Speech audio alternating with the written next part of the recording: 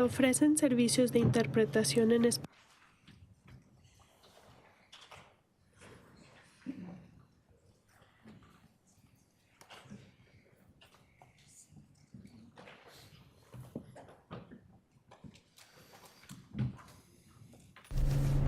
Se ofrecen servicios de interpretación en español para esta reunión del Consejo Municipal por teléfono.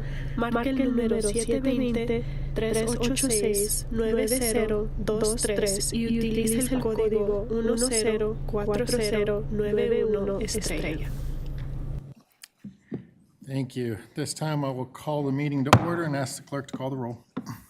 Mayor Huesman. Mayor Pro Tem Ellen Thomas. Present. Councilmember Madera. Councilmember Chacon. Councilmember Noble. Present. Councilmember Hurst. Present. Councilmember Kim. Here. Councilmember Ford. Present. Councilmember Douglas. Present. Mayor, you have a quorum. Thank you. This time looking for a motion second to excuse the members not present. Mayor Pro Tem. So moved. Councilmember Hurst. I'll second. Have a motion second to excuse the members not present. Is there any discussion? Seeing no request for discussion, do a voice vote. All those in favor? Aye. Any opposed? Motion carries unanimously. At this time, I'll invite everybody to join us in a moment of silence, followed by the Pledge of Allegiance.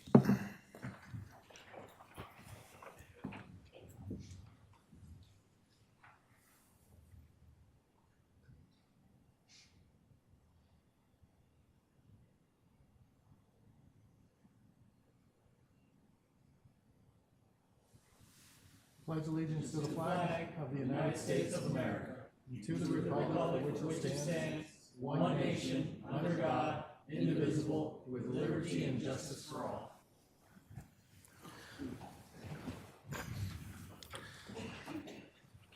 All right, this time, do any council members wish to amend the agenda? Seeing no request to do so, looking for a motion second to adopt the agenda.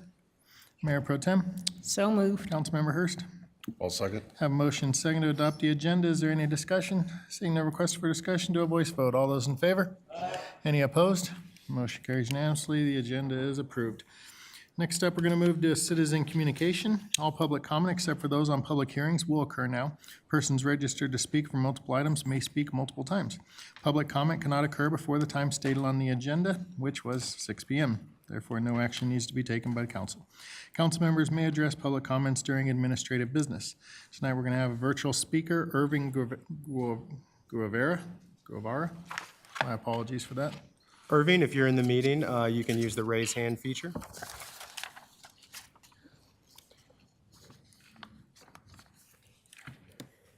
Hello.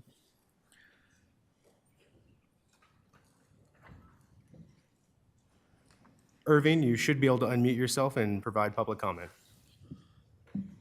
Oh, thank you.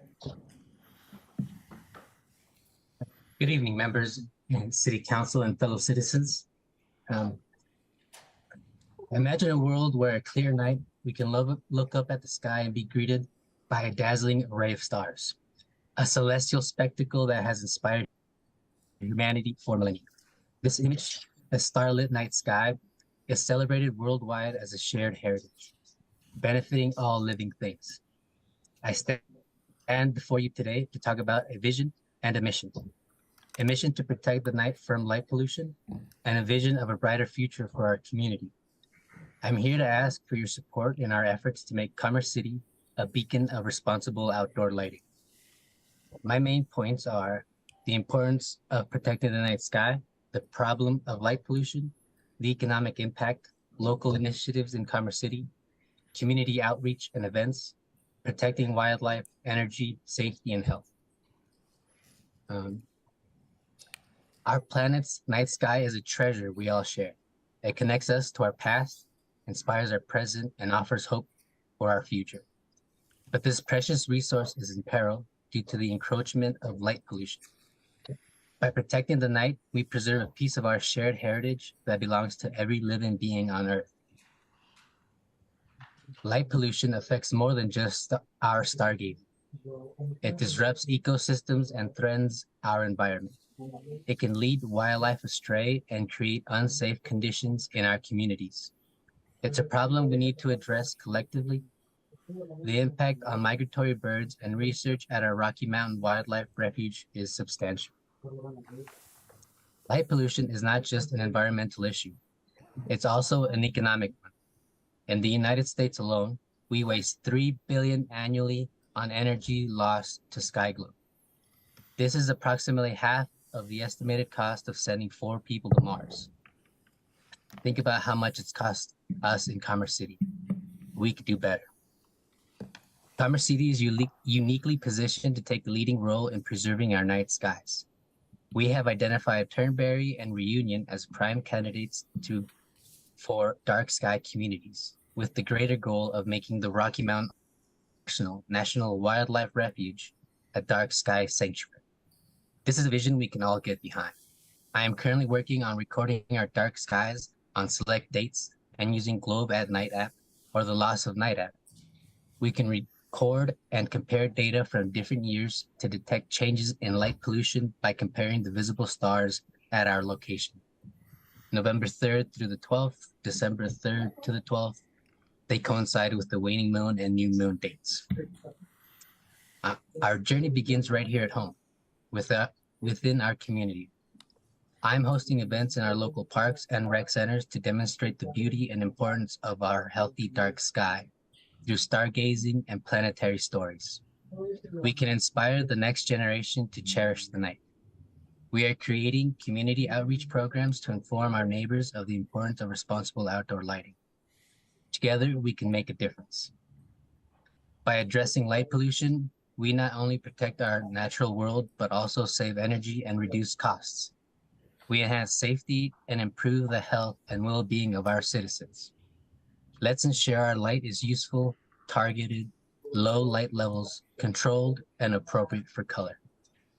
In conclusion, I stand before you today with a vision of a brighter, more sustainable future for Commerce City, a future where we protect and share our heritage of starlit night sky, safeguard our environment, save on energy costs, enhance our safety, and prioritize the well-being of our citizens. I ask for your support from the City Council in our mission to protect the night from light pollution. Let us work together to make Commerce City a beacon of responsible outdoor lighting and a shining example for others to follow. I am in communication with the Denver chapter of the Dark Sky Movement. I have fulfilled my requirements to be a chapter advocate here in Commerce City. I have completed research in stellar events, and I'm prepared to present. I am here to consult, to consult and advise to my council members on our efforts. Thank you for your time. Let us illuminate the path to a brighter future for all. Thank you. Thank you, sir. Appreciate your comments and bringing that to our attention. Next up, we're going to move to our in-person speakers. We'll start with Maria Carbajal with South Adams County Fire Department.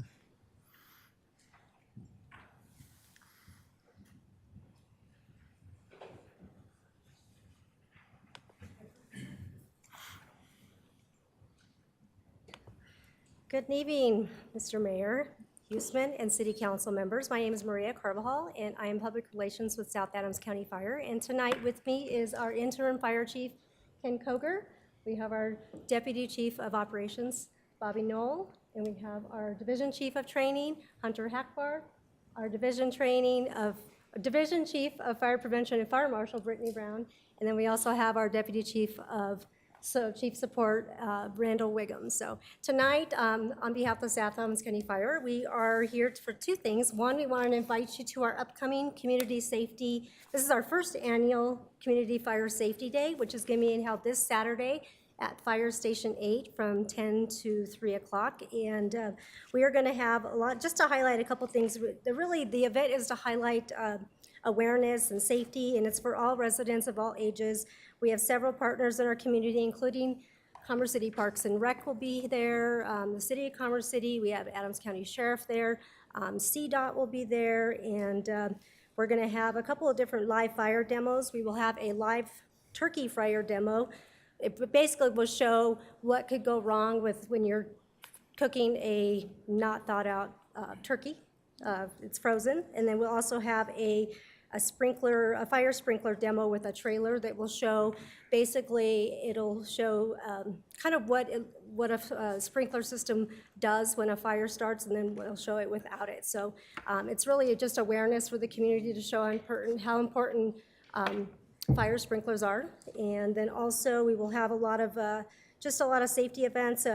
We'll have truck tours, station tours, car seat safety checks, and lots of activities. We'll have hot cocoa and face painting, and so we really invite you guys to come on out and city staff to come out and join us. And then also tonight, our Division Chief of Fire Prevention and Fire Marshal Brittany Brown is going to talk about the upcoming residential fire sprinkler ordinance with Commerce City. So Brittany, come on up, Chief Brown.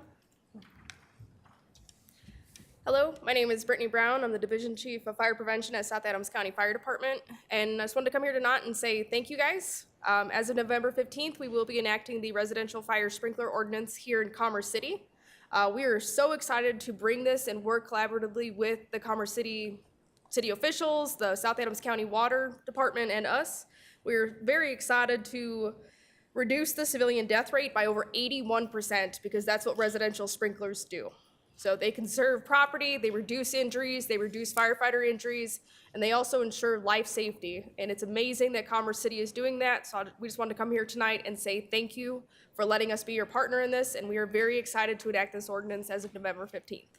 If you have more questions about how these things work, we will be providing education all day on Saturday. We will be showing the effectiveness of fire sprinklers, answering all of our citizens' questions all day. That is one of the things that the Fire Prevention Bureau does, and we are very excited to work with y'all. Thank you so much for your time, and thank you so much for this opportunity to help serve the citizens of Commerce City. I'm going to leave these flyers here. Hopefully you guys could just get a copy before. Thank you guys so much, and we hope to see you on Saturday.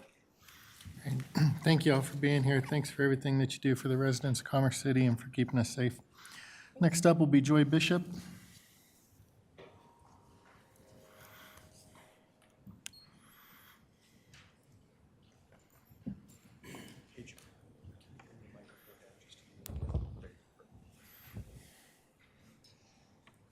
Good evening, Mayor, Council, and staff.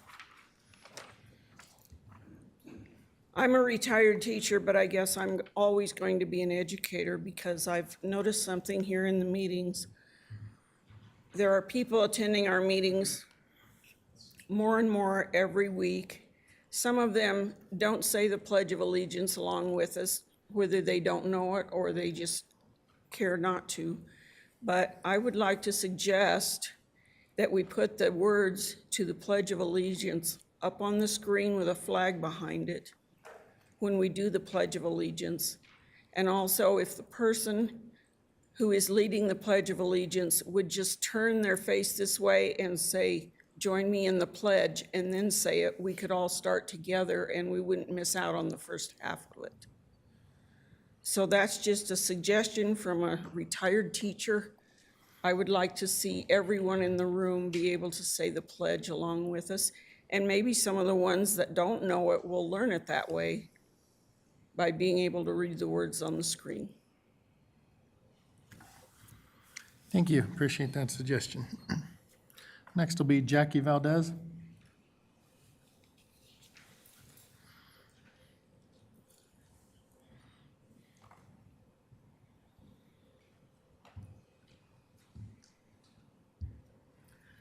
Good evening, Mayor and Councilman, staff. First of all, I'd like to thank Commerce City and Council and you, Mayor, and Public Works for assisting me in the help that I needed with the snow removal. I was very shocked to see them out there, but I am very thankful that they came out to help. The city has stepped up to help quite a bit, and I'm very thankful for it. There's only one thing that I would like to ask from the council and from mayor, from the city, from the police department, is to try and figure something else that's going to help us out in the school areas. Again, with the large vehicles, They've not been there as much as they were, and I'm very thankful that they were there as much as they were. But since they've not been able to be out there, the presence of the large vehicles has succeeded enormously. Not only the asphalt and concrete trucks, but the semis, even a crane truck with the Superman logo on the side of it has been down through there. And consistently in the mornings with the kids going to school, I actually went out and stopped one of the concrete trucks because the kids were coming around the corner, and he come flying around the corner as they're walking to school. And I explained to him that he wasn't supposed to be on the road. His exact words were to me was, "I don't understand English." I said, "There's signs posted showing you're not supposed to be here." And he just kept telling me that he didn't understand English. So one of the things that I'm asking is that, and I've asked this before, is I know that they say that they're supposed to be able to speak English and understand writing English to be behind the vehicles.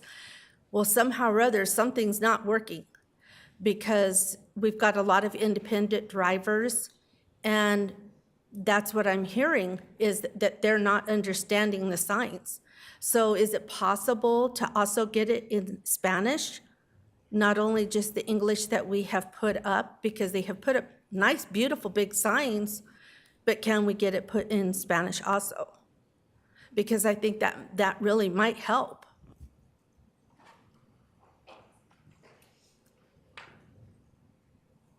But I want to thank, the council and the city for, what they've done in the police department so far. Thank you. Thank you, ma'am. Appreciate your comments. I'm sure that city staff will explore that idea.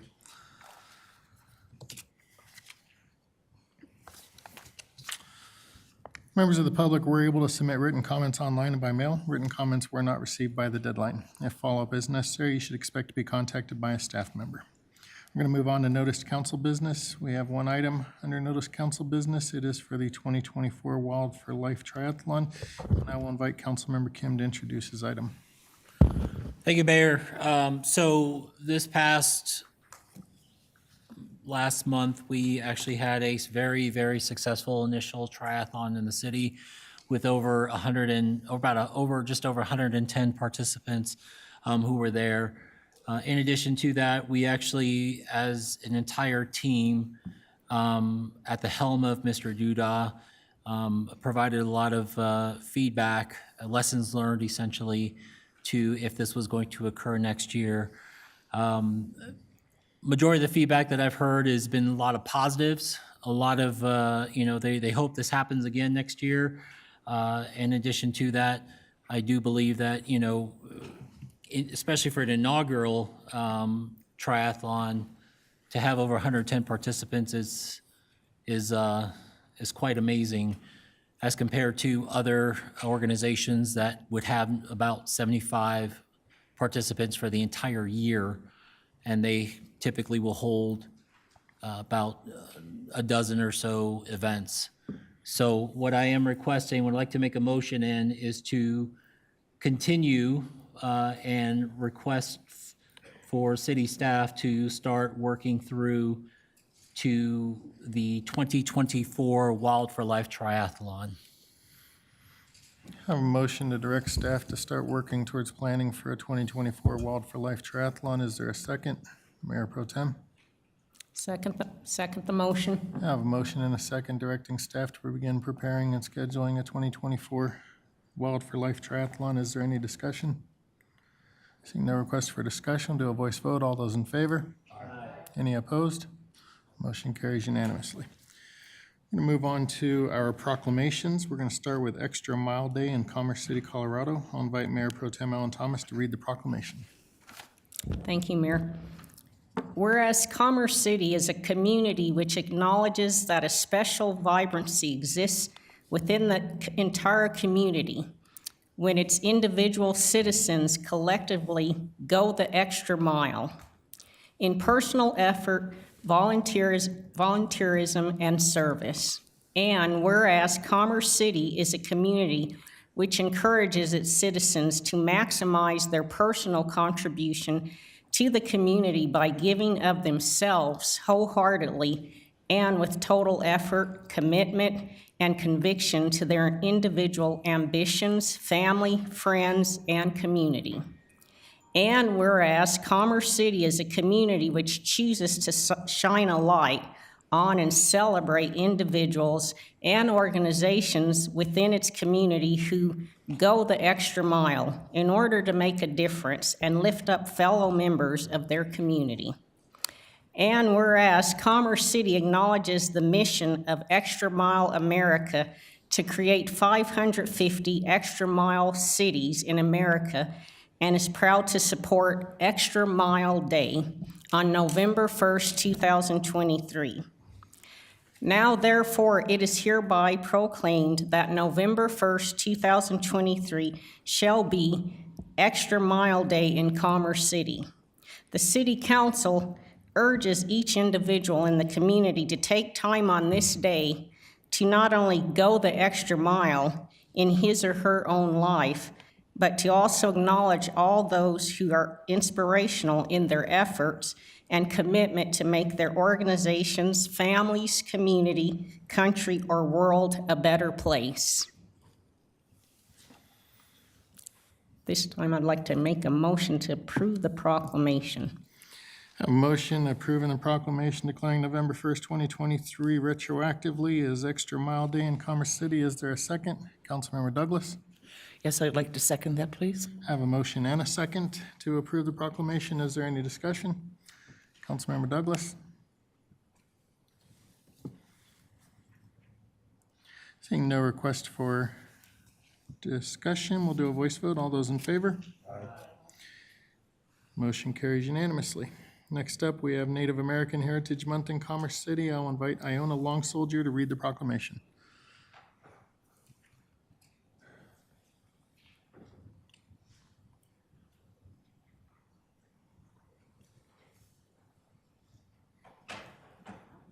Well, good evening. So I'm here to do the land acknowledgement before I read the proclamation.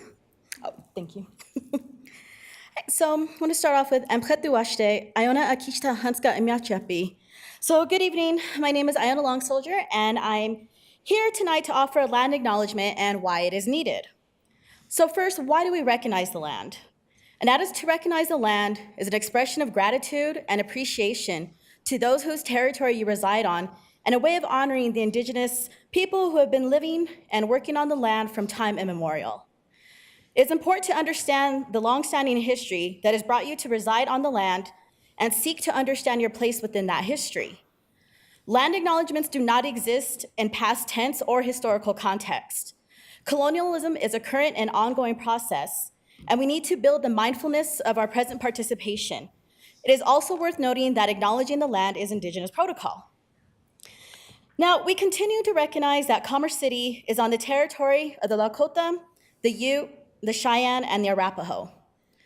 Because invasion, conquest, and dispossession are the historical conditions for its continued existence, Commerce City must commit to supporting Indigenous struggles for decolonization and self-determination.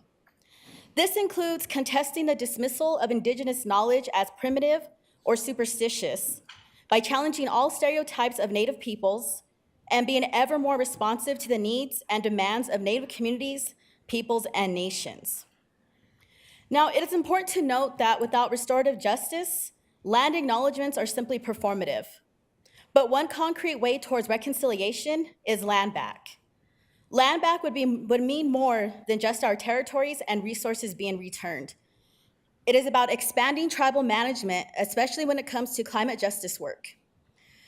All of us in Commerce City are closely and negatively linked by the harmful effects of pollution simply by living here.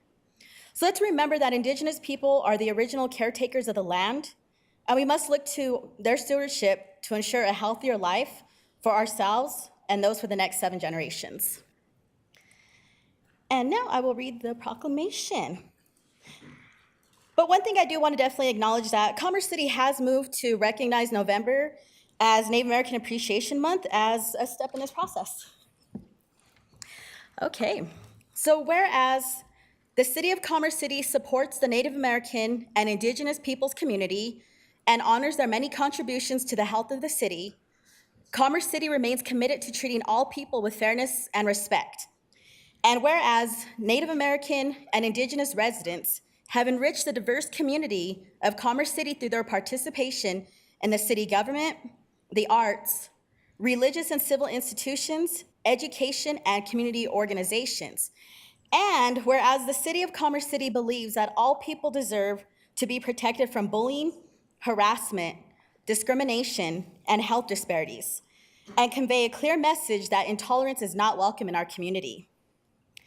So now, therefore, it be resolved that the City Council of Commerce City hereby declares the month of November 2023 to be Native American Heritage Month in the City of Commerce City, and encourages all residents to recognize the contributions made by members of the Native American and Indigenous peoples community, and to actively promote the principles of equality, liberty, and justice. Thank you, ma'am. At this time, I'm looking for a motion second to approve the proclamation. Councilmember Kim. So moved. Mayor Pro Tem. Second. I have a motion second to approve the proclamation declaring Native American Heritage Month in Commerce City. Is there any discussion? Councilmember Douglas. Thank you. Iona, I just want to thank you for presenting this proclamation so beautifully. That was moving, so thank you. That was beautiful. I see no other requests for discussion. Do a voice vote. All those in favor? Aye. Any opposed? Motion carries unanimously. Do we have a proclamation? She got hers. Do you want to take a picture? It says in here in the script we're going to take a picture.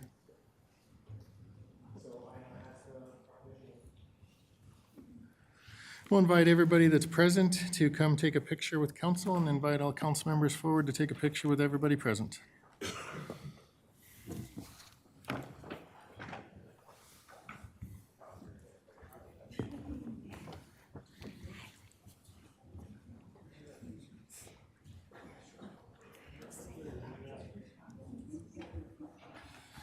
Hey.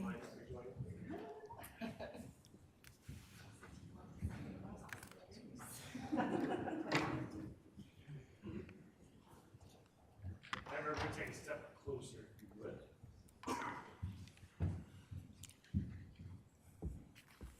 That's my kid. There we go. Shimmy. There we go. Not that far. Now I can't see it. All right. Here we go.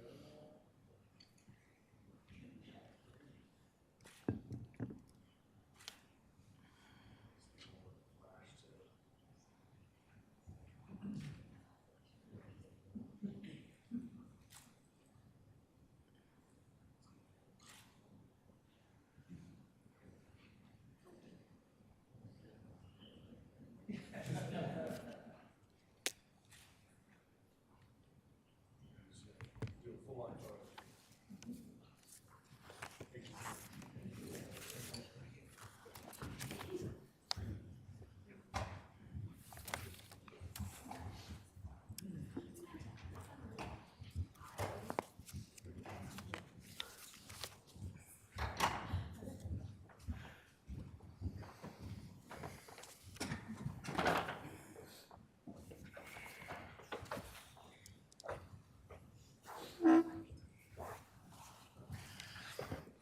All right, let's move on to presentations as I break my chair. I'll invite Dr. Rosemary Russo, Sustainability Manager, forward to give the presentation on oil and gas monthly update. Thank you. And before I start, I just wanted to thank the mayor and the council members for the past 2 years of leadership and support for the new division and the Sustainability Action Plan and the Permanent Environmental Policy Advisory Committee.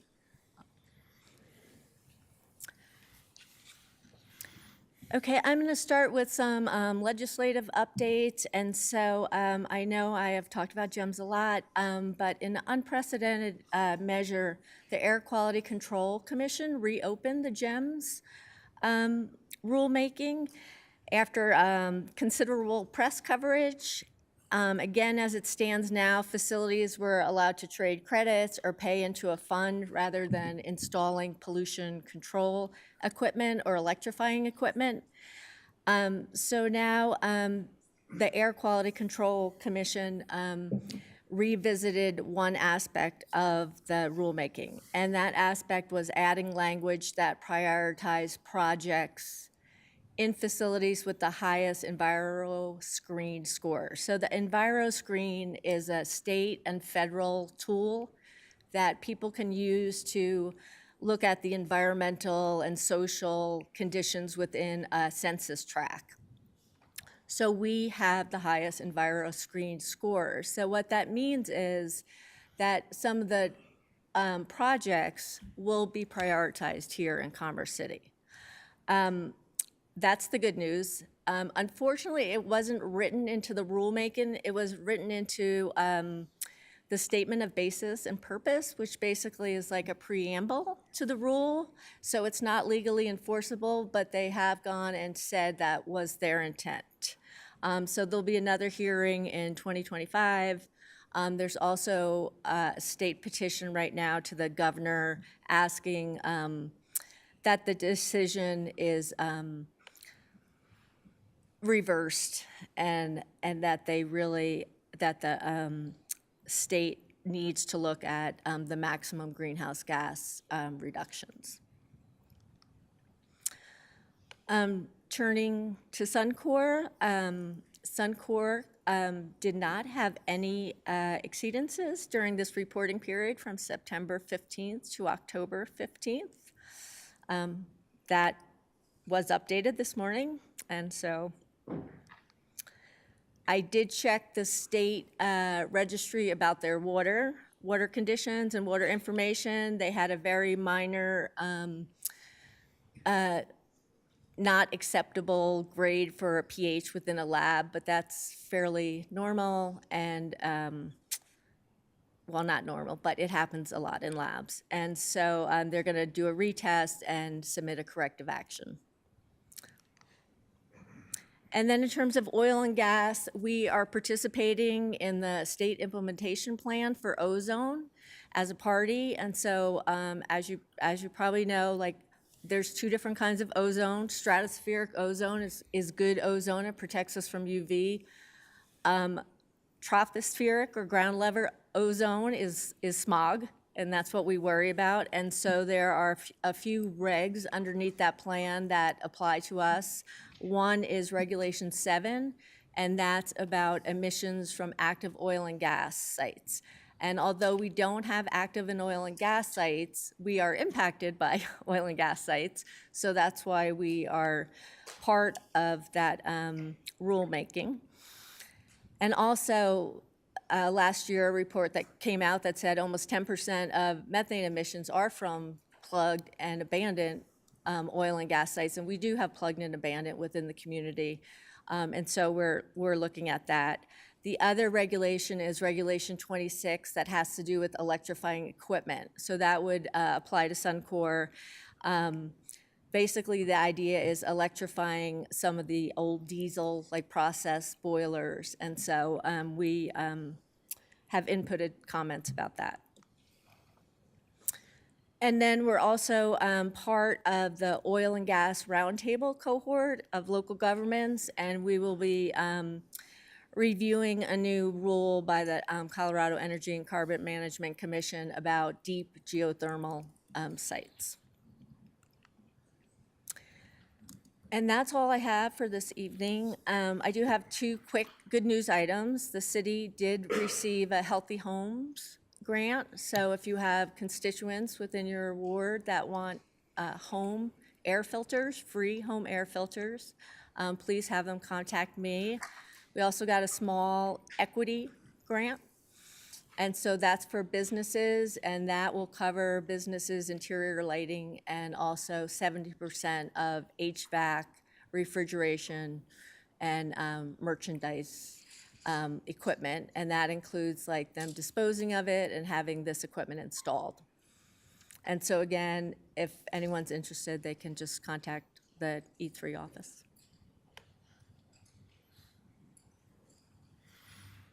Thank you, ma'am. Does anybody on council have any questions?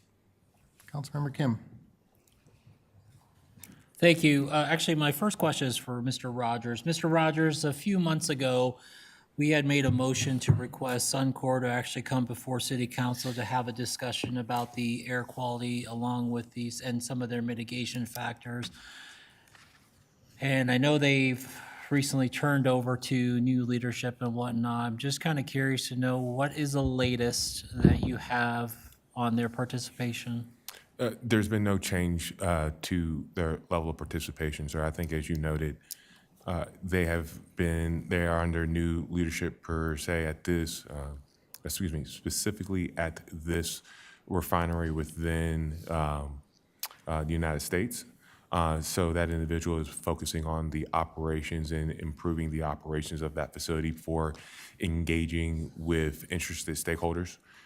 We have been meeting at a staff level across multiple departments as it relates to certain activities of engagement with respect to settlements like we've seen with the electrified mowing equipment, or being able to better understand their government relations as an approach that they'll be undertaking with this new leadership. So I can't say 100% when the individual will be available to come before council to talk about his vision and Suncor's vision under his leadership for this refinery facility, until he's gotten to a comfortable level with his operations, and quite frankly, first and foremost, making sure that they are safe for the community and responding to those community concerns. So let's just continue pushing this ball down the road, not against staff, but more so just against Suncor, as far as having them trying to be a better partner within the city, and so that we continue having these pollution issues, we continue having medical issues in the south, continue having water issues, whatever the case may be. I don't know what to say. I'm kind of flabbergasted by that. So with that said, but other than that, Dr. Rousseau, thank you so much for the presentation. It is hard to believe that Suncor had no issues for a month, but that's, I don't believe it, in my own opinion. I'll leave it at that. Thank you very much. You're welcome. Any other comments or questions from council? Oh, yes. Councilmember Noble? Thank you. I actually turned on my microphone but hadn't raised my hand, so thank you very much, Mr. Mayor. I did want to take the opportunity to bring people back to the fact that there will potentially be a second oil and gas site in unincorporated Adams County. That would be fracking into Commerce City, into North Commerce City, under the Buffalo Run West neighborhood. The site is located on 136 near Sable, and it runs south down to 112th between Chambers and Sable, which raises the question, Mr. Rogers. The city owns Stampede Park and Bison Ridge Recreation Center. I have been to at least one meeting with residents regarding this new well, these new wells that are going to be coming into Commerce City, and they had a second meeting just last week. But I haven't heard anything about whether Commerce City property itself is impacted by these wells. I can't speak directly on that matter, ma'am. That's a topic that I think we would have to have a conversation with the environmental team, as well as reaching out to the county for the specific permit materials to determine the extent of the impacts of what information that may be available. We can go do that due diligence, obviously, but as of right now, I can't speak with a level of certainty to the impact on Stampede or our rec center. Okay, I would definitely recommend reaching out to the Adams County Oil and Gas Liaison. I think it would be quite important to add these maps, which I do have myself, the maps of both the site as well as the horizontal well bores, So that is available information. The Edmondson site, which is just north of the Adams County Government Center across E470, has its sound walls erected around it now. So it will probably begin fracking on time, if you will. They were thinking about first quarter of 2024, and I suspect that will be the case. I think it's important for residents to understand that simply because Commerce City has strict regulations, it does not impact the site itself. The sites are located in unincorporated Adams County, and those sites operate under Adams County regulations. All of those sites these two sites in particular, but another 33 sites were in the pipeline and moving through approval. They were deemed complete prior to the passage of the state law 181. So these are moving forward. Yeah, and we have had a conversation with Greg Dean at Adams County. And so they have their own inspectors. They have their own inspectors because the state is about 3 years behind on some of their inspections. So I think Greg Dean is highly qualified for his position, and we speak with him at least once a month. And so we have talked about both the Edmonton and the second site. And so they're out. They're as a group, the local governments have put in comments from proximate governments about our concerns, because it's not just in Adams County, but all over the state. There are oil and gas operators that have filed these forms years ago, and now they're going back and fracking from these sites that were approved prior to the new rule.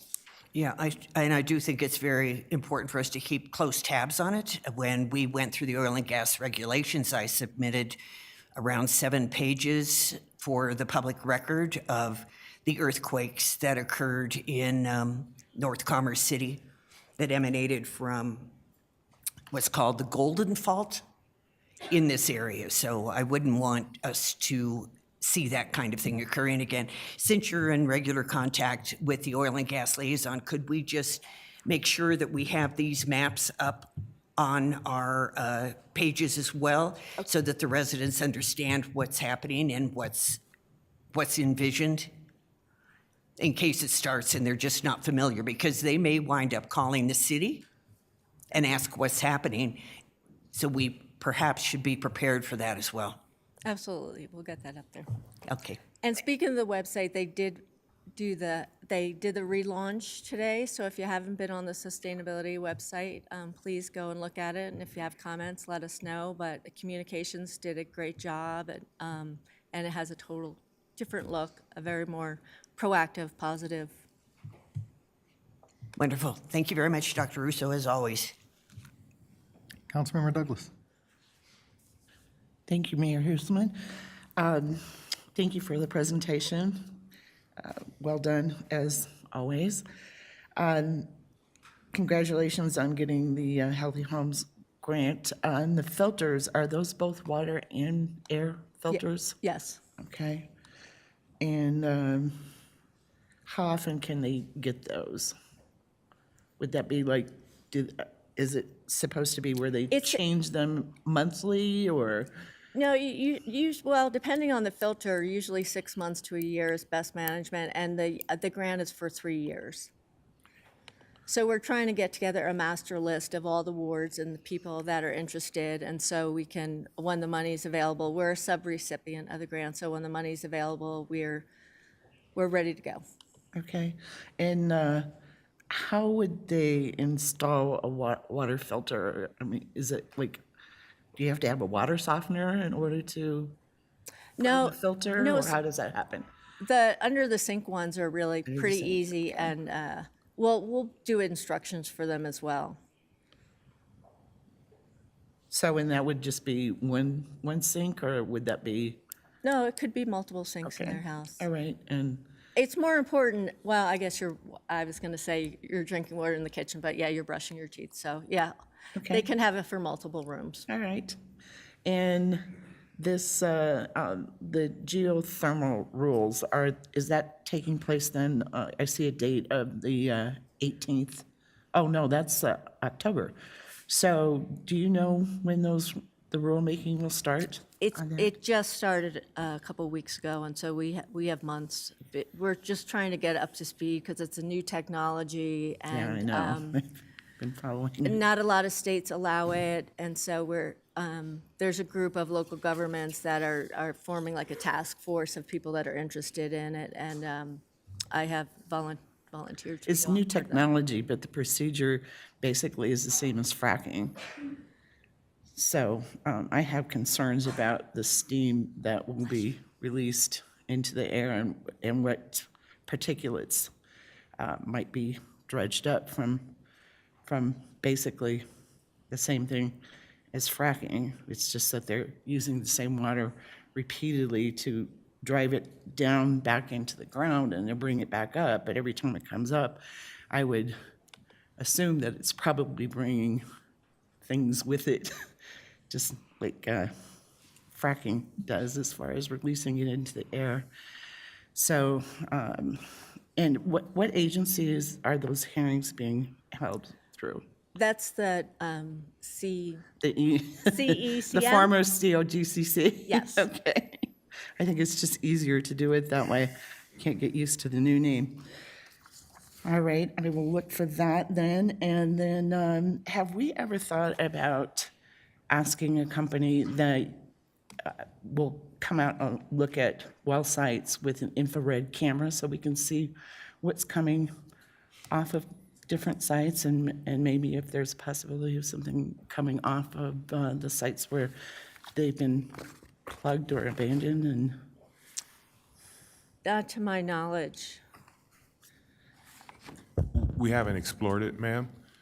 If it's something that council would like for us to take a deeper look at, more than willing to do so. But as our own practice, we haven't gone to that path yet. okay. I think there's a nonprofit, I think it's called Earthworks, Yeah. that if you contact them, they will come out and take pictures of the different sites, especially since they're just to the north of us, and there are a lot of them just to the north of us. Well, the ones in Adams County and the even unincorporated Adams County, Greg has, I think, 3 inspectors. Uh-huh. So he's But, doing those. Yeah, the inspections don't always show what an infrared camera is going to show, though. Yep. As far as what's actually coming off of them. So something that we might look into and just to be extra precautious, because if there are a lot of pollutants coming off of those wells, we should be aware of that. Those are pollutants that you can't see, and they can only be seen with an infrared camera. So I would really like to have that looked into. And I think that's it. So thank you so much for presenting again. You're welcome. Any other comments, questions? Seeing none, would just like to thank you one last time. It's been a pleasure working with you for the last couple of years and appreciate everything you're doing for us. You as well. Thanks. We're going to move on to consent agenda. The consent agenda includes items that are routine, procedural, informational, self-explanatory, or non-controversial. These items are presented to council for a single motion and vote.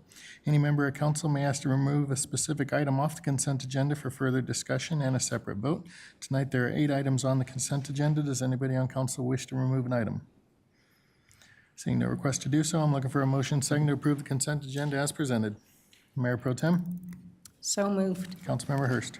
I'll second. I have a motion second to approve the consent agenda as presented. Will the clerk please read the titles and take a roll call vote? Minutes of the October 9, 2023 regular meeting. Minutes of the October 16, 2023 regular meeting. Minutes of the October 23rd, 2023 special meeting.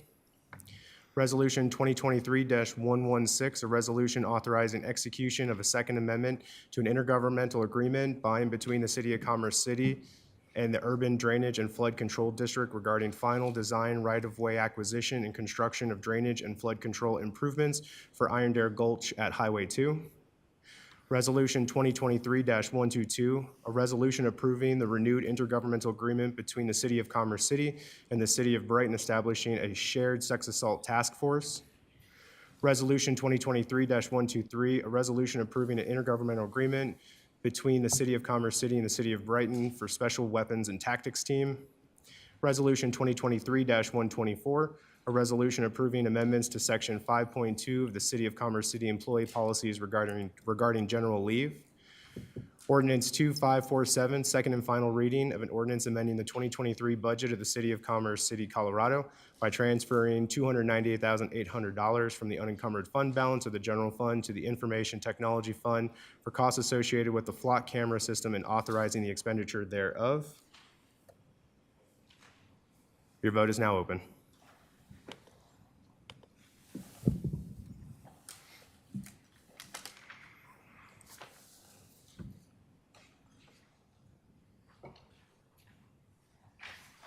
All right, motion carries unanimously, 7-0, 2 excused absences. Going to move on to our public hearings. We have two of them this evening. The first one is Resolution 2023-042 for the 2024 budget adoption. This item was continued from the October 16, 2023 council meeting. This time I will reopen the public hearing. Does anybody on council have any questions for staff? Seeing no questions, do we have any speakers? Yes, sir, we do. Trudy Smith.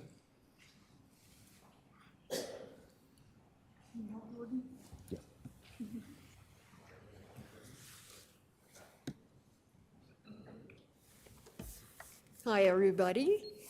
Trudy Smith, 7142 Pontiac Street, Commerce City, Colorado, 80022. So happy to be here. Sorry I'm so late. I didn't realize I was this late. We have a new board in the city called EPAC, as you know, and we have a very slight budget. So we just got our new shirts. I wanted you to be the first one to see them. And I want to thank you. Thank you for creating this board, but I would appeal to you at this point to take a hard, long look at the budget and see what kind of money has been put toward environmental purposes in Commerce City for 2024. We are not going to get our name tags until after the budget's approved. That's how tight the funds are. And we're certainly working on a budget, but it takes a lot of money to get people's attention and to get things done. And as you know, Rosemary is applying for grants here, there, and wherever, and is good at that. But we still need your support. And I just wanted to say that I don't know how the budget works, except that I was told that there's a lot of line items that go in under city manager's suggestion, and that those line items sometimes are not actually looked at that closely. And so I'm just asking you to take a good long look at what we ask for and what's in that line item thing, and then give us a shot, because we're new at this, but we're gung-ho. And I want to thank you again for all you do. I know this is a horrible job, especially right now with elections going on. And I just want to say that you're in my prayers, and I am so concerned for all that you're doing, and I thank you. Thank you. Any other speakers, Mr. Roberts? No, sir. Great. Any comments? No comments were received by the deadline. All right.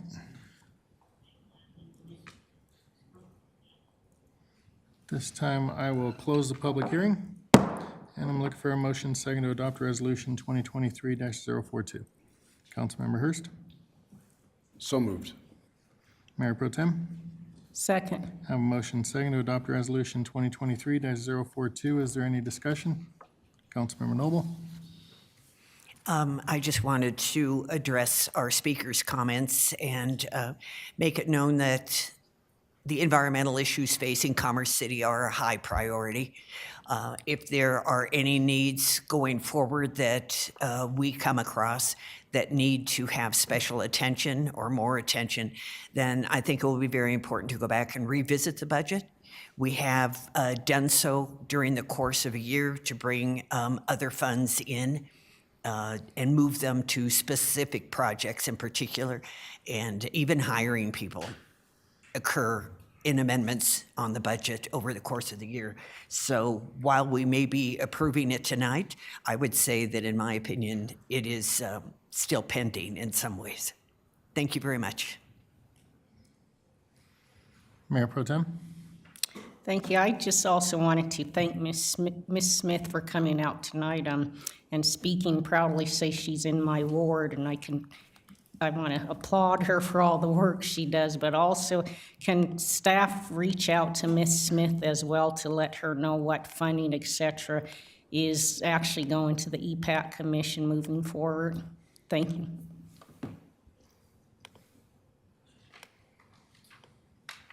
Councilmember Kim?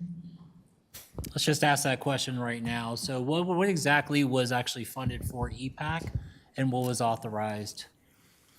So for 2024, EPAC will be jumping to $12,000, no different than any other board and commission that we What was will have. originally asked for?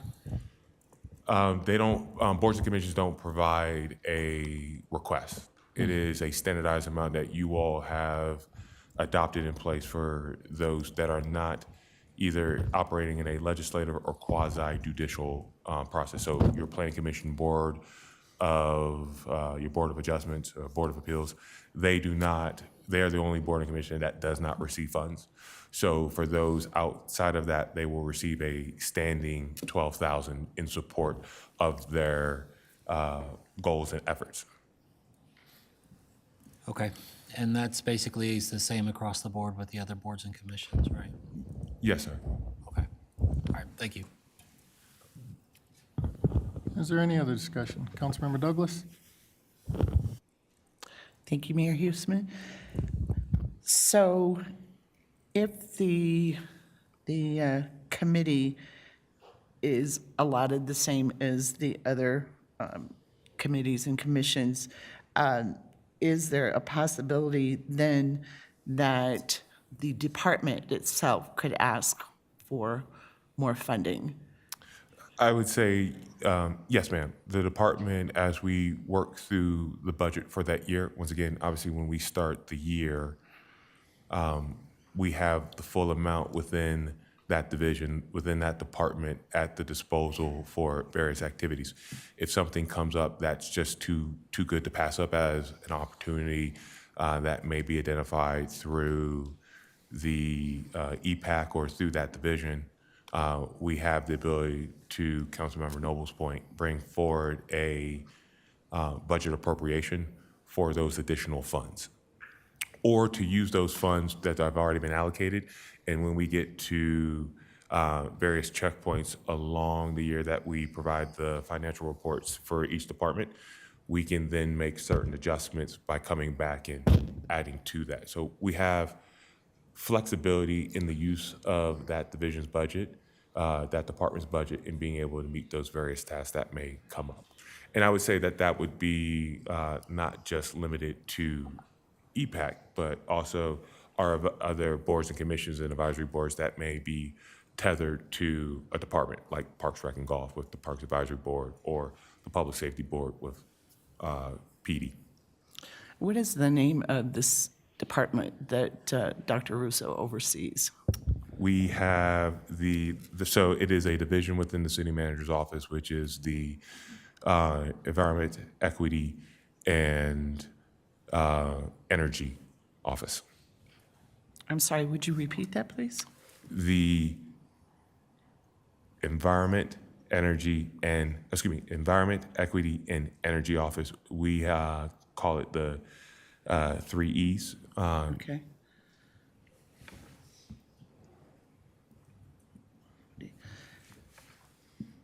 And did they put in a budget request? They did, for $127,000, which was approved on first reading. Okay, thank you. You're welcome. Any other discussion? Seeing none, have a motion second to adopt Resolution 2023-042. Will the clerk please read the title?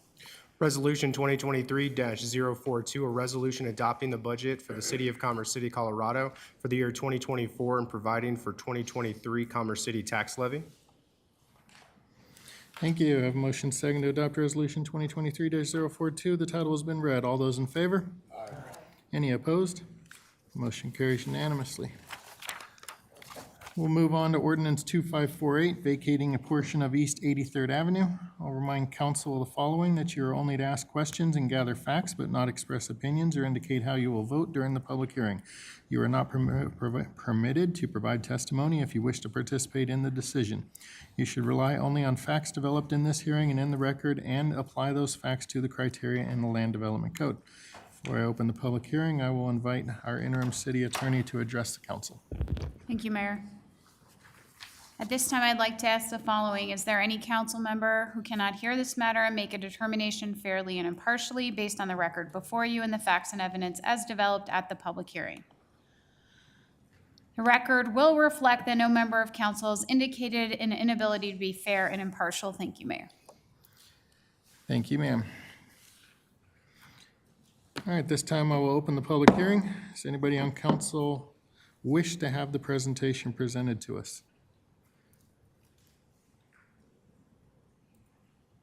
Seeing none, I'll invite the applicant forward to present.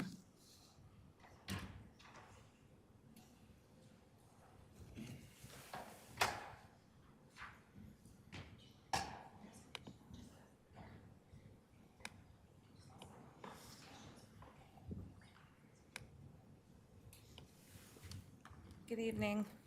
My name is Margot Schultz with Westside Properties, 5690 Webster Street in Arvada, here as a owner representative for Enstel Steel. And one of the managers of Enstel is here if you have any questions as well. We were told by staff that we would not be making a presentation this evening, but I guess I would ask, I did bring a PowerPoint presentation if anybody would like to see, is not familiar with where we're talking about and would like to see it. You can go ahead and, do you have that? Okay. Does anybody on council wish to see the presentation?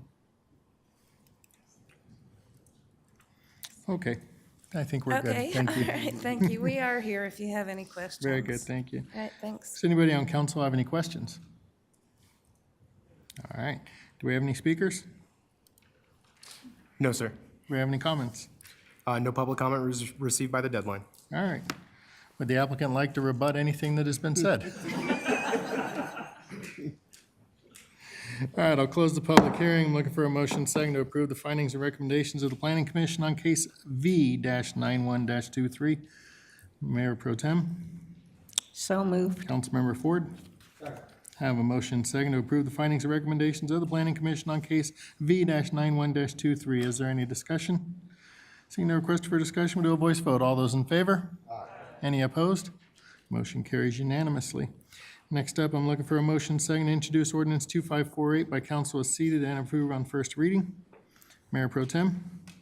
So moved. Councilmember Hurst. Second. Have a motion and a second to introduce ordinance 2548 by council as seated and approved on first reading. Is there any discussion? Seeing no request for discussion, will the clerk please read the title and take a roll call vote? Ordinance 2548, first reading of an ordinance vacating a portion of East 83rd Avenue right-of-way generally located south of 8003 East 83rd Avenue, north of 800 East 83rd Avenue, and west of vacated Ulster Street, Commerce City, Colorado. Your vote is now open.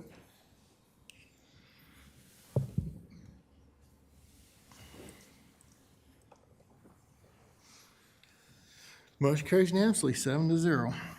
I'm going to move on to resolutions. We have the Commerce City 2024 to 2028 strategic plan. Does anybody on council have any questions for staff? Seeing no questions, I'm looking for a motion and a second to adopt resolution 2023-118. Mayor Pro Tem? So moved. Councilmember Hurst? Second. Have a motion and second to adopt Resolution 2023-118. Is there any discussion? Councilmember Noble? Yes, I'd like to thank staff for making the modifications that we on the council requested. Looks good. Thank you. Any other discussion? All right, I have a motion and second to adopt Resolution 2023-118. Will the clerk please read the title? Resolution 2023-118, a resolution adopting the 2024 to 2028 Commerce City Strategic Plan. All right, I have a motion and second to adopt Resolution 2023-118. The title has been read. All those in favor? Aye. Any opposed? Motion carries unanimously. We're going to move on to administrative council business. Per council policy, except for emergency or unforeseen items, council members are encouraged to submit administrative business items by the Tuesday before the meeting with another council member's endorsement. We will start with the cancellation of the November 20th, 2023 regular meeting. Does anybody on council wish to cancel the November 2023 regular meeting? Councilmember Hurst? Due to the holiday, I think it's fair to cancel that meeting. Is that a motion? Yeah, I'm sorry. And I would like to motion to cancel the November 20th, 2023 meeting. I have a motion to cancel the November 2023 regular meeting. Mayor Pro Tem? I'd like to second it. I have a motion and a second to cancel the November 2023 regular meeting. Is there any discussion? Seeing no request for discussion, do a voice vote. All those in favor? Aye. Any opposed? Motion carries unanimously. Do any council members have administrative business items of an emergency or unforeseen circumstance? Councilmember Kim. Thank you, Mayor. So Ms. Bishop came up here earlier today and spoke on the fact that, we do have residents in the city that are not English speaking, and they're not English speaking. So what my motion is, I would like to request staff to explore road signage that is in line with the manual on uniform traffic code devices compliant for the Spanish-speaking community. We do have a large population altogether, and I think we need to have both the English and Spanish version if possible. I have a motion directing staff to explore bilingual signage on road signs in the city. Is there a second? Mayor Pro Tem? Second. Have a motion and a second directing staff to explore bilingual road signs. Is there any discussion? Councilmember Hurst. Yeah, I have one concern. In Adams County, we have 12 predominant languages that law enforcement come across when pulling over semi-trucks. And so that'd be pretty big signs for us to cover that equally. I support finding a solution for Spanish-speaking drivers. It's one thing to, as was called out, it's federal law. You're supposed to be able to read English-speaking or English signs while operating a commercial motor vehicle. Fact of the matter is, we're not even educating in their first language. We're doing this a lot at the state level as well, where we're trying to at least educate in their primary first language so they can better understand English signs while they're on the road. It's hard. It's not successful. The one issue I do see here is that if we're just doing English and Spanish, we're leaving quite a bit out there. And so I don't have a great solution. I'm not asking us to have 12 languages on our road signs. I just want to call out that the data suggests there's a lot more than just Spanish. Councilmember Douglas? Thank you. I just wanted to clarify that was Ms. Valdez and not Bishop. Sorry, my apologies. That's all right. And I would support having Spanish signs posted. All right, I have a motion second directing staff to explore bilingual signs on road signs in the city. Is there any other discussion? Seeing no other request for discussion, do a voice vote. All those in favor? Aye. Opposed? Motion carries unanimously. Is there any other administrative business items of an emergency or unforeseen circumstance? Councilmember Noble. Yes, I was in 2 neighborhoods over the weekend that have been having difficulty with the construction and drainage issues. So it's an entirely new subdivision, other than the one we have been dealing with for quite some months. And a question was raised about bonding, that these builders have to do a bond with the city, and then at some point, the bond is released. And I am wanting to understand better when those bonds are released, and if the bond has been released on the Lennar property at the Paseo paired homes, as one example. Can't speak to the release of the letter of credit or bond that's required as part of a development agreement.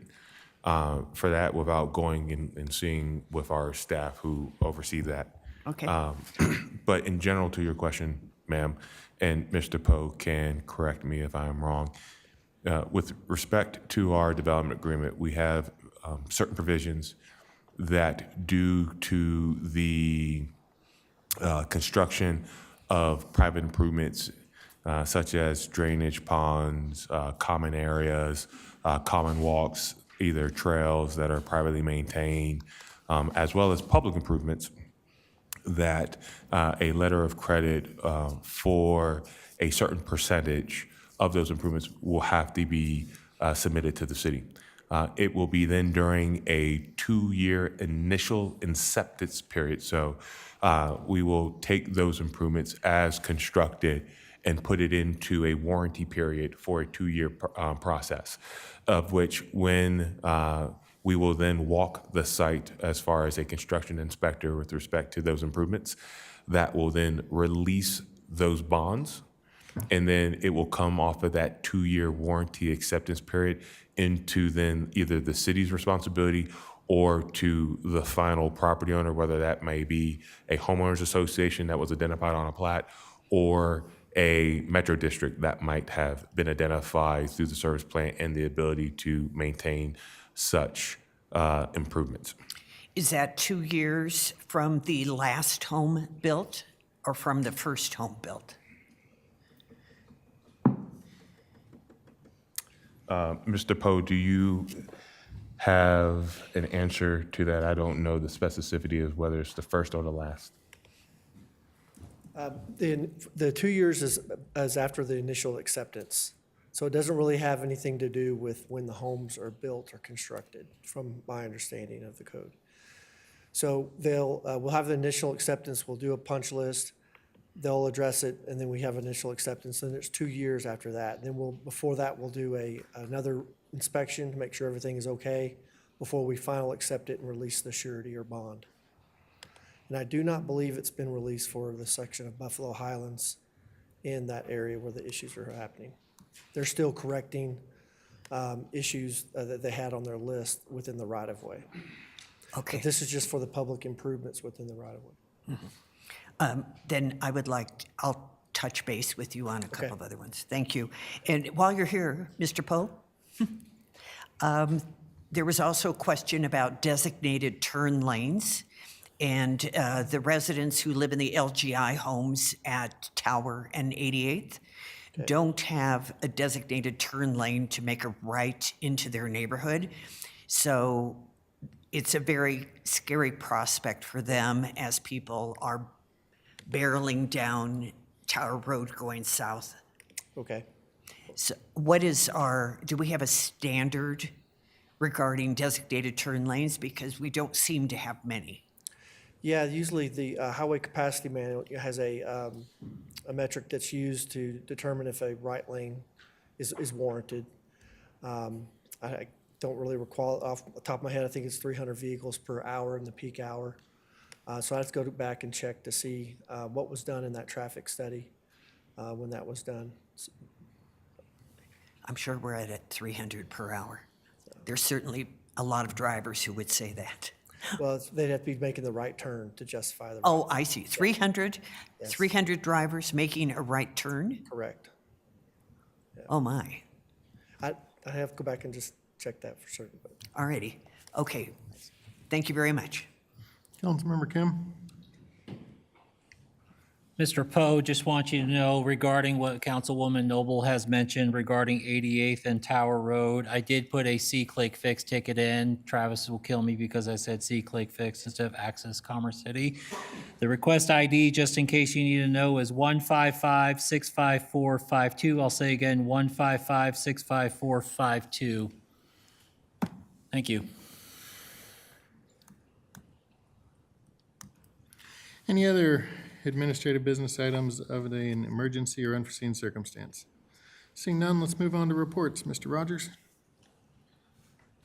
Thank you, Mayor.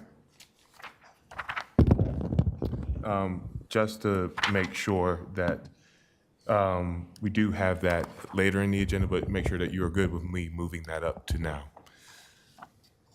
What's that? We have it later in the agenda. We have recess to the ECAGID, but if you're good with me, I can tackle it now, sir. Well, that may be the case, and if that is the case, then I'll ask you to work with your city clerk in order to make sure that we publish a script that is going to capture everything that needs to be done in the agenda. Because I'm going off of the script that was provided to me this evening or this afternoon by the assistant city clerk that says, next up is reports. Yes, sir. You know what? I'll tackle the reports.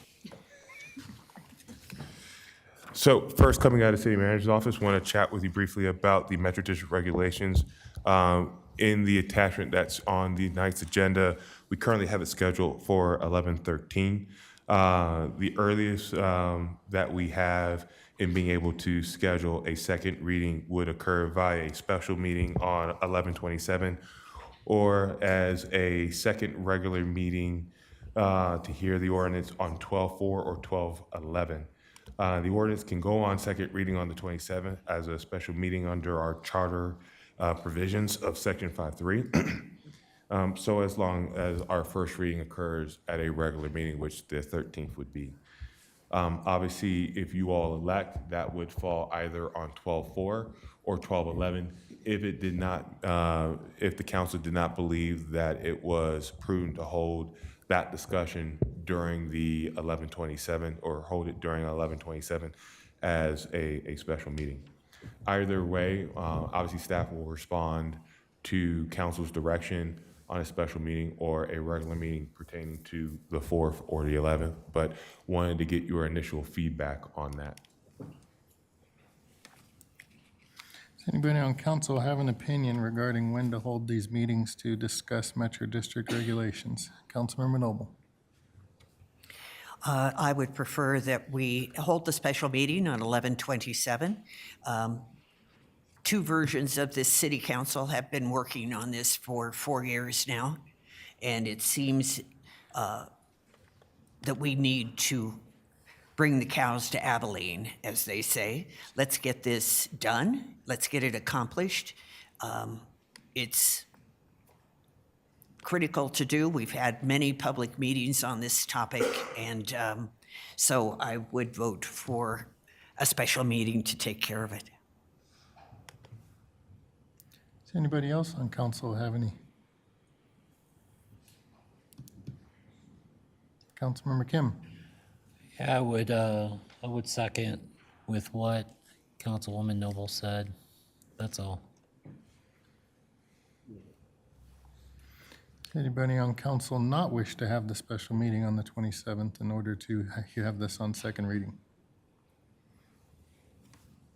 We will make the necessary adjustments for 11/27. Thank you. Continuing on under community development, 124 families have been served year to date with our emergency rental assistance funds. That's totaling $585,566. Staff is also developing construction signage policies for both public and private projects. The intent would be to communicate the beginning of an expected completion of construction, as currently we do not communicate the next stage in the development process. Today, we only speak to projects that are under review within different entitlements of our process. We don't actually speak to what's actually happening on site when you see a grader or other construction activity. We think it's important for the community to be aware of what is happening out there and also project updates. And lastly, being able to understand what conditions that development is held to from a good neighbor perspective. So we're currently in the process of developing that signage that you'll start to see go out there communicating what's happening. As well, CDBG division will be rolling out what is called the Snow Guardians program that will help seniors and those with disabilities in need of shoveling property when we experience a snow event. Currently funded at $8,000, staff will make determinations across the upcoming budget year to determine if any additional funding is necessary. So there'll be more information as we roll this program out that will be shared with the community within the Week in Review report, but also on our various digital and social media platforms. But this has been something that we've been working on based on responses that we have heard from our community, our senior community, and also those with disability in need of assistance when it comes to snow events. So it's called the Snow Guardian Program, and as that comes to fruition, we'll make sure to get that out to the community. You heard earlier that our staff had met with the Energy, Equity, and Environmental Division to learn more about Colorado's Green Business Network. That is a program that is dedicated to creating partnerships among businesses, governments, and organizations. The goal of the program is to foster good relationships, reward environmental performance, and create a healthier, cleaner, and more sustainable Colorado. Staff also learned about the Small Business Equity Fund pilot program that is designed to provide funding to small business interested in replacing their old kitchen refrigerator equipment with new energy efficient models. With Public Works, we have a couple of solicitations out on the street. One is for our right-of-way landscape maintenance for the upcoming year in 2024. We also have the RFP for the Transportation Master Plan. That is a supportive component from a comprehensive document for our backbone network infrastructure in support of the comp plan. We also have the Colorado Boulevard improvements, in which between 68th Avenue and 70th Avenue, this project will continue the bicycle and pedestrian improvements that were made for the segments, extending the multimodal transportation options for that area. The Colorado Boulevard project will include wider sidewalks, curb, and gutter to improve the roadway. We had a kickoff meeting with Mahi Flood District to reanalyze and reassess the Irondale Drainage Basin Improvement Plan to look at solutions for flooding events along the Rosemary 88th corridor. And then lastly, there was a mention at the October meeting about graffiti on the Inline Bridge. That graffiti was removed as of last week by CDOT. For PRG, Monaco Park renovations began. If some of you have driven in our core city, obviously Monaco Park is approximately 9 acres. And the current renovations that will start to soon take shape on the property are new park shelters, which will be rentable for residents, a new inclusive playground with ADA accessible features, including sidewalk connections inside the park into the new parking lot that's also proposed for that park, new pedestrian level lighting, as well as play amenities in the southern end of the park, a new fitness court, and also flush restrooms. Last Thursday in PD, they helped sponsor a Dia de los Muertos celebration at Our Lady Mother of the Church. The event was exceptionally well attended, with approximately 500 people coming out to enjoy the celebration, look at some of our PD equipment, engage with police, and ask our officers of any questions that they had.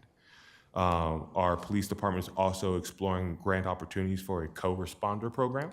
That is to look at partnering our police and our community well-being with mental health specialists while out in the field when addressing TBI and other calls.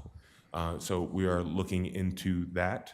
There was a grant that was most recently released by the state to provide some pilot funding in support of creating new co-response units and to help support the state's efforts in being able to grow co-response throughout local government. The PD will be holding its next area commanders meeting with the North area meeting being held on November 29th at 6 p.m. at Bison Ridge. The South area meeting will be held Thursday, December 7th at 6 p.m. at Eagle Point. CCPD is also exploring what we are calling an unwanted car pickup, which would help residents in need of disposing of unwanted or inoperable vehicles. For this past year, and thank you to council in supporting the funding need for that, we have been responding to abandoned or inoperable vehicles in response. We have not been attacking it proactively. So an unwanted car pickup would allow for us to provide an opportunity for those who know that they no longer want their vehicles or they're going to drop their vehicles in the dark of night to be able to reach out to the police department and say, hey, I've got a clean pink slip.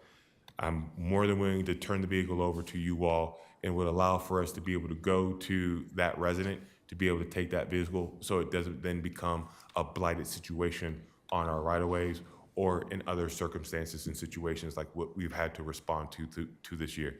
So PD is working on being able to get that stood up so that it can be another resource to our community. And then lastly, with community relations, on November 17th, for lucky 3,000 residents that will be selected at random, our national community survey to be able to get a comprehensive picture of the residents' perspectives on community livability will be sent out for their participation. And with that, that ends my report for the night. Does anybody on council have any questions for Mr. Rogers? Councilmember Hurst? Yeah, thank you, sir. Just kind of a comment / question to go with what you were talking about with the police department. I'd just like to call out, like, this time of year, every year, as we change and lose our hour, I feel like we're losing an hour. It becomes so apparent how many streetlights are out every year. You know, you drive up and down, even our major corridors. And although I definitely appreciate, you know, the gentleman that called in today and spoke with us, Irving, on the dark skies, I do believe most of our lighting on the major roadways are dark sky compliant. I would like us to find a way to, like, as a community, to report those. It always takes months into the dark season before we get all of our lights back turned on, because it seems like we're doing them. Like in our neighborhood, you go and you figure out what light pole it is and you turn it in, and 2 weeks later, it's on, it works. So they do respond to that, whether that's Excel or United, whoever's doing it. I really appreciate that, but it feels like we miss that for a while, and it goes weeks and weeks. And, you know, whether that's walking your pet or whatever the case may be, it can really improve safety when you have lighting, especially when you have lighting for so many hours in the afternoon at this time of year.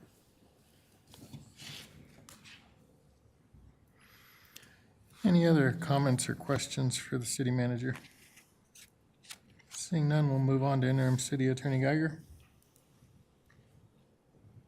Got nothing for you all this evening, not even a bad mom joke, so have a good night. Anybody on council have any questions for interim city attorney Geiger? Seeing none, do any council members wish to make a report? Mayor Pro Tem? Thank you, Mayor. Just wanted everyone to know that on October 20th, my father and I attended the retirement going away party or retirement event for longtime employee of Commerce City, Vicki Masters, who worked for Commerce City for 25 years. She's already terribly missed at the rec center, a lot of the staff, and especially at the active adult center. Really miss Vicki. So it was a really nice event. She will be truly missed, and I think her shoes will be hard to fill. But like I said, just was a nice event, and that's all I have for my report. But like I said, she was a wonderful employee, and want to thank her all the years of the city. When the rec center opened, I remember she was started with the grand opening event and et cetera at Eagle Point. So that's all I had from my report. Thank you. Councilmember Hurst? Yeah, just quickly, thank you for all of the activities that occurred during Halloween. I'm sure I'm not completely informed, but it seemed to be a safe night that went pretty well. And I always want to say thank you to the city and the city staff, public works staff, for doing the free dump day. When I went, around 2 o'clock, there was a good amount of people utilizing that free dump day. So I'm sure, since I was probably one of the last people there, that there was a lot of people that went before me, but I appreciate our city staff out there working that event the whole day, and then also saw that there was some success with the prescription give back day at King Soopers. So I think that is a pressing issue, not just in our community, but nationwide. And so appreciate the city's efforts in those events. Councilmember Ford. Yes, with Saturday being Veterans Day, I want to recognize and thank all of our residents, including those who are on this council and on our staff, for their service to this country. It's a very important day, and we need to make sure we honor those who have taken on that role of protecting this country. So thank you all. Any other council members wishing to make a report? Seeing none, we'll be brief in my remarks. We'll echo Councilmember Ford's comments. Thank you to all the veterans in our community. Thank you to Councilmember Kim for your service. Thank you for everybody who deserves to be celebrated on November 11th. Thank you. All right, this time we're going to adjourn to the ECAGID meeting. Call that meeting to order and ask the clerk to call the roll. Chair Huseman. Present. Vice Chair Ellen Thomas. Present. Board Member Madera. Board Member Chacon. Board Member Noble. Present. Board Member Hurst. Present. Board Member Kim. Here. Board Member Ford. Present. Board Member Douglas. Present. Chair, you have a quorum. Thank you. First off, we'll need a motion and a second to excuse the members not present. Vice Chair. So moved. Board Member Hurst. Second. Have a motion second, excuse the members not present. Is there any discussion? Seeing no request for discussion, do a voice vote. All those in favor? Any opposed? Motion carries unanimously. Now we're going to move on to approval of minutes. Looking for a motion second to approve the minutes. Vice Chair? So moved. Board Member Hurst? Second. Have a motion second to approve the minutes. Is there any discussion? Seeing no request for discussion, we'll do a voice vote. All those in favor? Aye. Any opposed? Motion carries unanimously. Next up, we're going to move on to Resolution ECAGID 23-02 for the 2024 ECAGID budget. This item was continued from the October 16, 2023 ECAGID meeting. This time, I will reopen the public hearing. Any board members have any questions for staff? Seeing no questions for staff, do we have any speakers? No, sir. Any written comments? No written comments were received by the Nobody's deadline. in person to speak? All Yes, sir. right, we'll close the public hearing. This time, I'm looking for a motion second to adopt Resolution ECAGID 23-02. Board Member Hurst? So moved. Vice Chair? Second. Have a motion second to adopt Resolution ECAGID 23-02. Is there any discussion? Seeing no request for discussion, we'll do a voice vote. All those in favor? Aye. Any opposed? Motion carries unanimously. We're now going to adjourn to the ERAGID meeting and call that meeting to order and ask the Secretary to call the roll. Chair Huseman. Present. Vice Chair Ellen Thomas. Present. Board Member Madera. Board Member Chacon. Board Member Noble. Present. Board Member Hurst. Present. Board Member Kim. Here. Here. Board Member Ford. Present. Board Member Douglas. Here. Chair, you have a quorum. Thank you. At this time, I'm looking for a motion second to excuse the members not present. Vice Chair? So moved. Board Member Hurst? Second. Have a motion second to excuse the members not present. Is there any discussion? Seeing no request for discussion, we'll do a voice vote. All those in favor? Any opposed? Motion carries unanimously. Now I'm looking for a motion second to approve the minutes. Vice Chair? So moved. Board Member Hurst? Second. Have a motion second to approve the minutes. Is there any discussion? Seeing no request for discussion, we'll do a voice vote. All those in favor?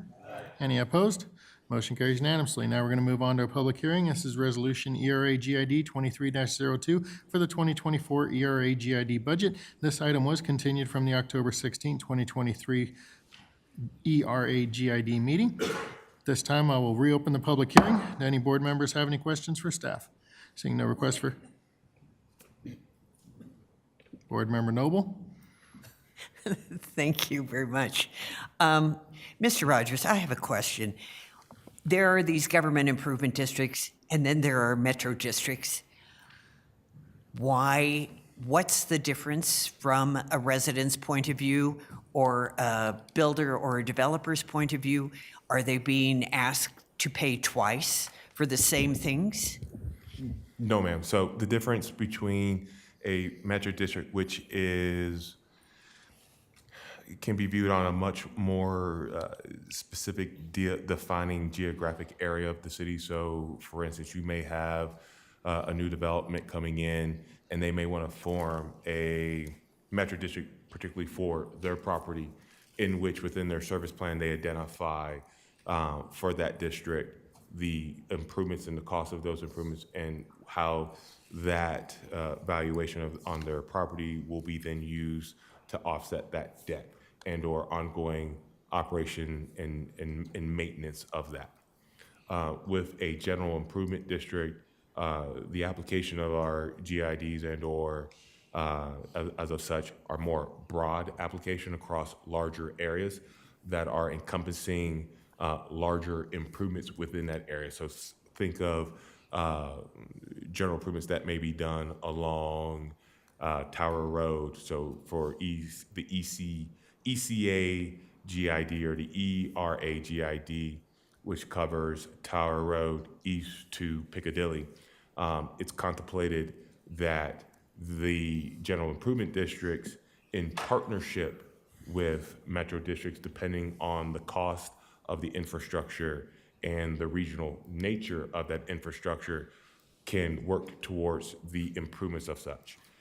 We have such agreement with Third Creek West Metro District through the ECAGID for the construction of Himalaya Parkway for us to be able to serve as the conduit of the backbone infrastructure and the construction of water lines that will be able to support development, in which that development will pay a fair share, and then the GID will pay a fair share towards that bond debt. So a GID can be more, like I said, broadly based, to which if we have a desire and a need for regional facilities, we can seek to issue debt. Obviously, we would have to have the assessed value of development within that GID in order to be able to issue debt to offset that ADS, while a metro district may be more specific to that development and only improvements within that development and not the broader regional improvements. Some of the improvements that have been asked for metro districts, however, include things like 104th, 120th, maybe even 96th. So when you talk about the bond debt for the GID and the metro district, that bond debt is being carried not by the builder or the developer. That bond debt is ultimately the responsibility of the resident or the commercial entity. So that's where I'm trying to get a clearer understanding about how this is differentiated. We talk about a new project, for example, a potential new project at the corner of 96th and Tower, but we're asking them to do the roads that are exterior to the project, to fix up those roads and put in new traffic lights. And that will be the burden of the metro district, when it would seem that it would have a regional impact because there's a school there. I can see that argument, and obviously that there's validity to that. The things that will be generated by a development project will be the offset of impacts that are generated by the type of development proposed. So if their development generates the need for a traffic signal, theoretically, depending on if they encompass all four corners of that intersection where that traffic signal is going in, or if it's only two, they should only then be responsible for the construction or the half cost of that traffic signal. Or if it's on all four sides, then they would have the responsibility because their development is driving that demand for that. So the rational nexus would be to put the impact on that developer. Now, obviously that developer, as we've talked about in the past, is obviously then working on the assignability of that to the metro district as or may not be allowed through its district. When we think about a regional improvement, and thinking about Tower Road, the city would be the responsible party for Tower Road's widening because it is a regional improvement and it's just not one development that is driving the average daily trips, the background traffic that we are experiencing that would warrant that expansion.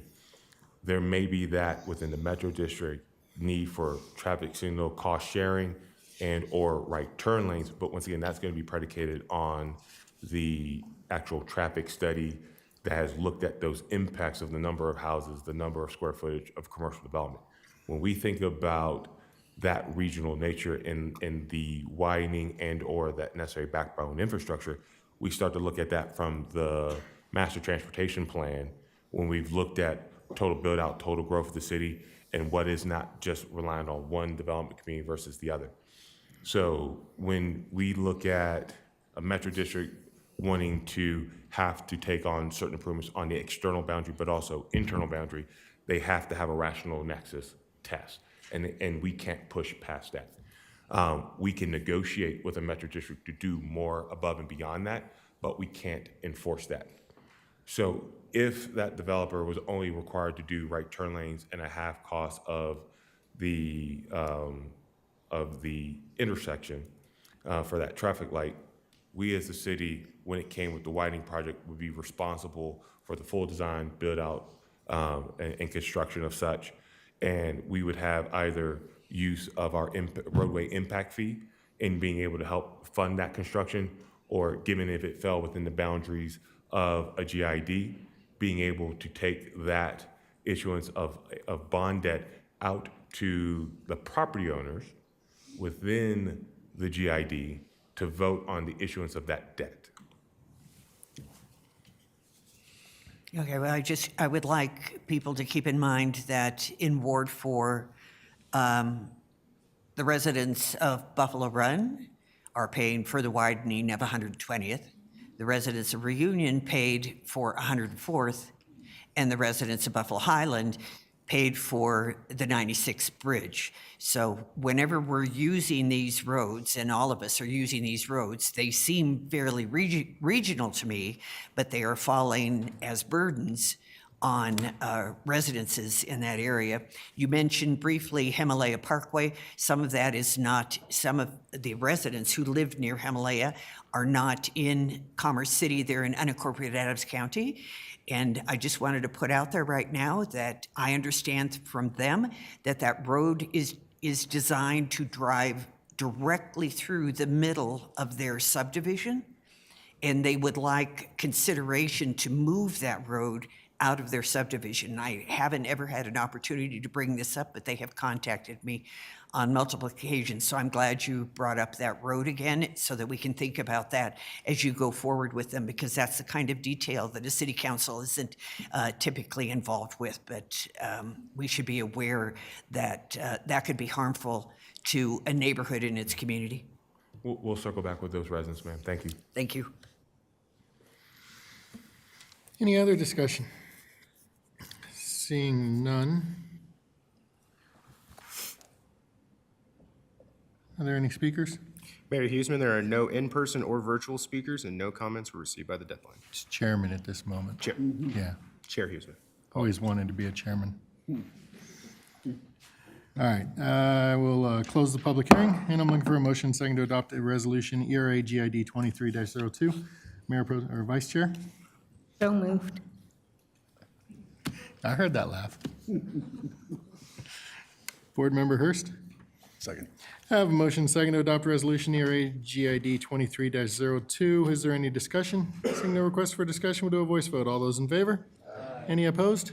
Motion's going to carry unanimously. At this time, we will adjourn to the NIGID, and I'll call the meeting to order. Ask Secretary to call the roll. Chair Huseman. Present. Vice Chair Allen Thomas. Present. Board Member Madera. Board Member Chacon. Board Member Noble. Board Member Hurst. Present. Board Member Kim. Here. Board Member Ford. Present. Board Member Douglas. Present. Chair Huseman, you have a quorum. Thank you. Now I'm looking for a motion second to excuse the members not present. Vice Chair? So moved. Board Member Hurst? Second. I have a motion second to excuse the members not present. Is there any discussion? Seeing no request for discussion, we'll do a voice vote. All those in favor? Any opposed? Motion carries unanimously. Now I need a motion and a second to approve the minutes. Vice Chair? So moved. Board Member Hurst. Second. I have a motion and second to approve the minutes. Is there any discussion? Seeing no request for discussion, do a voice vote. All those in favor? Any opposed? Motion carries unanimously. Now we're going to have a public hearing on Resolution NIGID 2023-02 for the 2024 NIGID budget. This item was continued from the October 16th NIGID meeting. This time I will reopen the public hearing. Does anybody on council on board? Does anybody on the board have any questions for staff? Seeing no request for questions, do we have any speakers? Chair Huseman, there are no virtual or in-person speakers and no comments were received by the deadline. Thank you. I will close the public hearing. And at this time, I am looking for a motion and a second to adopt Resolution NIGID 23-02. Vice Chair. So moved. Commissioner, Board Member Hurst. I'll second. I have a motion and a second to adopt Resolution NIGID 23-02. Is there any discussion? Just want to take the moment to remind everybody out there that lives within the boundaries of the Northern Infrastructure General Improvement District that this resolution is going to lower your mill levy for your NIGID from 14 mills to 8 mills. And I just also want to say thank you to staff who was able to make that possible. You know, the first year that I was actually sitting on this dais a couple seats over, I had tried to get the mill levy lowered from 27 mills at the time and was told we couldn't do it at that time. But through our staff's excellent work, we've gone from 27 mills to 8 mills on this NIGID. I think that's a pretty astounding accomplishment. So thank you for everybody that had a part in that. All the budget work that went into that and everybody that has approved the lowering of that, because that's going to make a substantial impact on our property taxes as we go forward. Thank you. Have motion second to adopt resolution NIGID 23-02. All those in favor? Aye. Any opposed? Motion carries unanimously. Next up, we have ordinances on second reading, which is ordinance NIGID 193. Does anybody on the board have any questions? Seeing no request for questions, I'm looking for a motion and second to approve ordinance NIGID by the board as seated and approve on second and final reading. Vice Chair? So moved. Board Member Hurst? Second. Have a motion second to approve ordinance NIGID 193 by the board as seated and approve on second and final reading. Is there any discussion? Seeing no request for discussion, we'll do a voice vote. Oh, no, we won't. We're going to do a roll call vote, but you do not need to read the title. Great, your vote is open.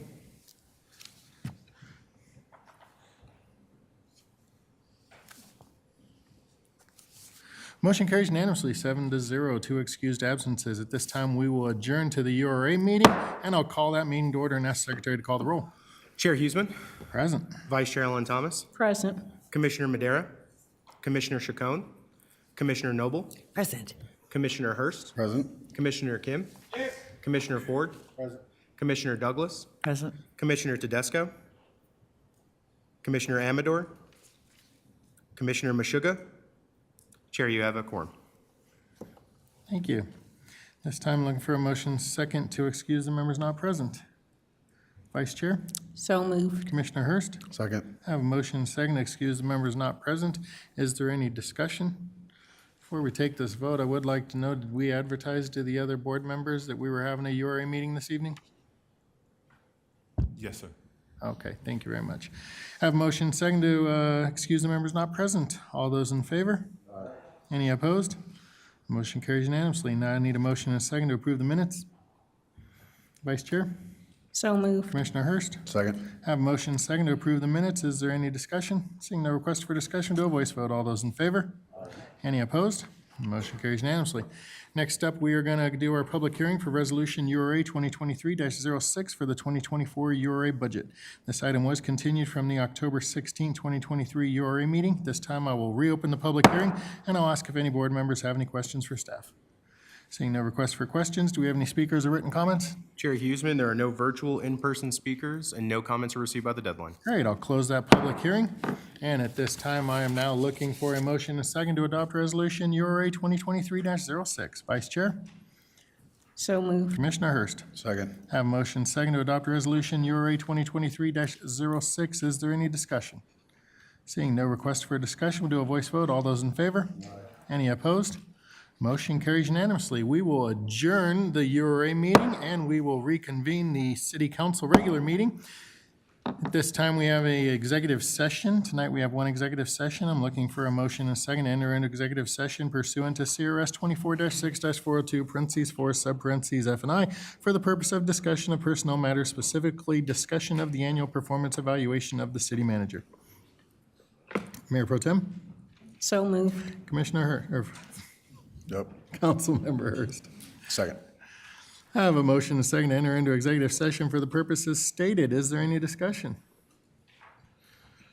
Prior to having this vote, I do need to ask Mr. Rogers, do you wish to have this discussion of your performance to be in an executive session in this manner, or would you prefer to be in public? In private, sir, in executive session. What do you have to hide?